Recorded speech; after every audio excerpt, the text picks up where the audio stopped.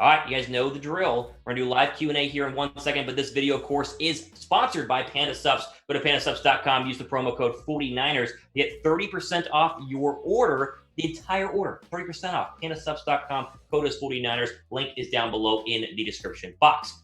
All right, let's see these questions here. Bryce asked, why have two good left ends? We have two good left ends. Why haven't we traded one yet?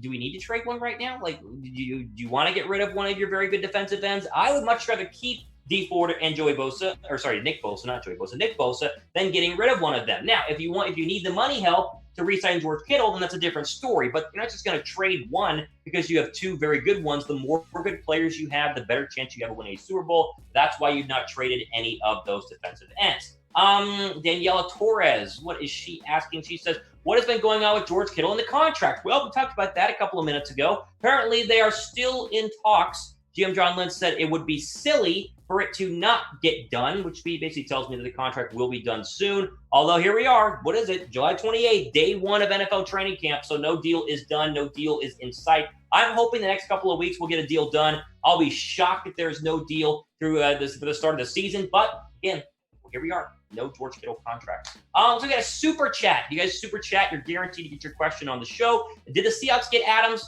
to try to slow down Kittle? If so, it ain't going to happen. Listen, he's pretty good at covering stuff, and that's probably why they went ahead and got him, not just for Kittle, but for other reasons. But you guys know, I bet on Kittle over Adams any day of the week, even though Adams is pretty good. I just can't believe how much they gave up for him, right? 2 first-round draft picks for a guy who's really good, but is he the best player on a football team? I don't know. That was tough. I'm glad they didn't trade for him, and I think Kittle will still beat up Adams in their 2 meetings in 2020. Spicy asked, how do you feel about late-round draft picks like Javon Jennings making a difference in our offense? I never bet on late-round draft picks making any sort of difference, at least in year 1. Now, it happens, right? There's a guy named Antonio Brown, late-round draft pick. Late-round draft picks can be successful, but don't expect Javon Jennings to leap onto the football field and provide instant success for the San Francisco 49ers. Year 1, for the majority of rookies anyway, just trying to figure out what the heck's going on. Right, Deebo Samuel was not good for like 5 weeks till he figured it out. And he said so himself, right? Takes a while. So I'm not putting any sort of stock in Javon Jennings, at least not yet. Give the guy some time just to figure out how to play in the National Football League. All right, question for you guys here. A little weird, but I'm curious. Do you guys work out? If you do work out, type Y down below for yes. If you don't, you probably should, but I'm not going to use it on a workout channel, so then you type N down below for no. But if you do, we have an incredible discount for you guys here on Panda Subs and their Natural Fierce pre-workouts. You guys see right there, no artificial colors, flavors, sweeteners. This is the real deal stuff overall. Right now, pandasubs.com. Use the promo code 49ers for 30% off. Of course, pre-workout, right? If you guys work a lot during the day, you go work out in the evening, you're probably a little tired. So take the pre-workout. It gets you guys focused, helps to pump in the energy. Right there, you see 30% off, $38.50 right now, pandasubs.com. Promo code is 49ers. Link is down below in the description box. Looks like another super chat here. Let's see. Who wins yards after catch this season? We'd like to think Deebo Samuel, but of course Deebo Samuel is going to miss the first couple of games of the year. Probably Kittle, right? I mean, Kittle is fantastic, not just catching the football, but moving with the football and making yards after the catch. Maybe it'll be Brandon Ayuk. It'd be nice if Brandon Ayuk performs as a rookie wide receiver. As I say, rookie wide receivers, don't count on them to do absolutely everything in your offense, but maybe it'll be Brandon Ayuk. I don't know. Tough question, but a good one overall. Another super chat here. Richard asked, how do you feel about the Niners wide receiver core and with Deebo out, who's number 1 and number 2 heading into the season? Number 1 and number 2, and I'll give you number 3 as well. 1 is going to be Jalen Hurd, 2 is going to be Brandon Ayuk, and 3 is going to be Kendrick Bourne. At least that's what they're hoping it is going to be going into the season. Problem with that is you haven't seen Jalen Hurd on the actual NFL regular season game. Neither have you seen Brandon Ayuk. So the hope is that they are able to perform. But right now, that's your depth chart. Hurd 1, it'll be Brandon Ayuk 2, and Kendrick Bourne 3. But as we know with the wide receiver core, they're going to swap a bunch of guys in and out. You got Trent Taylor. Again, Bourne is there at 3, but you can move him up. Dante Pettis, hello, paging Dante Pettis. Maybe he wants to do something. Who knows? I feel fine as long as Deebo's only missing like 4 games. If Deebo's missing 8 or 9 games, a little panic a little bit, but 4 games would be just fine, and that seems to be where he is going to be at. Good question, though. Roland asked, will Kinlaw get 7+ sacks this year? I had this question a couple weeks ago. What did I say? I can't remember. I mean, I guess that sounds about right. He is a D tackle. And D tackles, unless your name is Fletcher Cox for Philadelphia, or obviously Aaron Donald with the Rams, you don't get a lot of sacks. You get a lot of non-statistical plays that don't show up on a stat sheet but are still very important. So I think I said over-under 6. So I think 7+ would be a huge year for Javon Kinlaw. He'd probably have a shot at Defensive Rookie of the Year. So I'd say over/under 6. That's right about where I would go.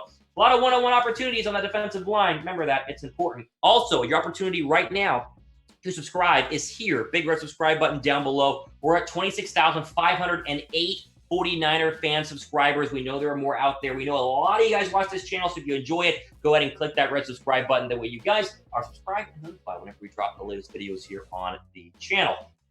Bryce Anderson asked how many TDs for Jimmy. I think I put it at 20. I think the over-under was 27, just what it was last year. I'd say 28, 29 is probably where I'd go with Jimmy Garoppolo. Remember, listen, does Jimmy G need to go out and throw 50 touchdowns for the 49ers to be successful? No. All he has to do is throw more touchdowns than interceptions, get that completion percentage, keep it up there at 69%, and he's going to do just fine because the Niners have a great defense, a good O-line, and a fantastic running game. Shout out Raheem Mostert for coming back. That's big time. So right about 27-28 is fine by me. Interceptions coming down is more important than touchdowns, in my opinion, and hopefully that's the case. John asked, how will the D-line have as many sacks without Buckner taking all the double teams? Excuse me. Yes, I think they'll be just fine. They were top 10 in sacks last year. That surprises nobody. And even though DeForest Buckner is an absolute beast on the defensive line, that's the hope that Javon Kinlaw fills that role. So, yeah, I think overall they'll have a very similar amount of sacks. There will not be a mega dip without DeForest Buckner, if that's your question that you're asking there overall. Okay, shout out your city. We always do this. Where are you guys watching from? As you know, I'm in wickedly hot Atlanta, Georgia right now. Where are you watching from? Producer Harrison, obviously, is in Dallas, the Chat Sports Studios. Let me know in the comment section where you guys are watching from. My favorite segment, shout out your city. Where are you guys chilling at right now? Let me know. Let's see here. Where do you think Nick Bosa will rank in the top 100? Good question, right? NFL top 100 is out. They're at like 40-something. I think the last one they did was 41 because Garoppolo was 43. I bet you he's in the top 15. Like, I bet you he's in the top 15. He was that good, and the players are going to rank him very, very high. He won't be top 10. I'm not going to go ahead of ourselves here. Top 15, maybe top 20, definitely top 25. He's going to be up there toward the upper quarter of the top 100. Good question, though. Roland asked, why did the Seahawks give up more for Jamal Adams when Minkah Fitzpatrick is better? The Steelers gave up way less. I don't know.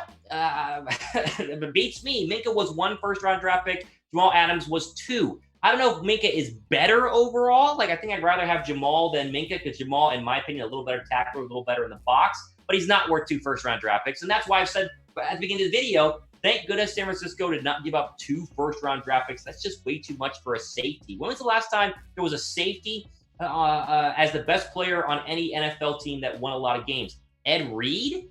Maybe. And even then, they still had other great players on that defense when Ed Reed was at his peak. A guy named Ray Lewis, you could argue, was better. So the safety spot is important, but it's not the most important spot on the defense. You can argue middle linebacker or pass rusher is worth a lot more. So 2 first-round draft picks. Thank goodness the 49ers didn't do this. And it's even better because Seattle did it, so it's fine. Will we beat the Seahawks now that they have Jamal Adams?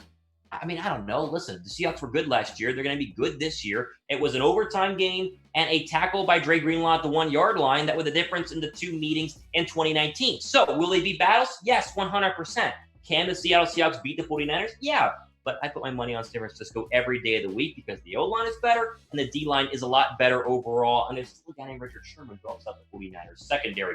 Who has a better year, though, speaking of linebackers, in 2020? Dre Greenlaw or Kawan Alexander? I've said it's going to be Dre Greenlaw, so type DG if you agree with me. But if you don't, type Kawan Alexander, KA, down below in the comments section.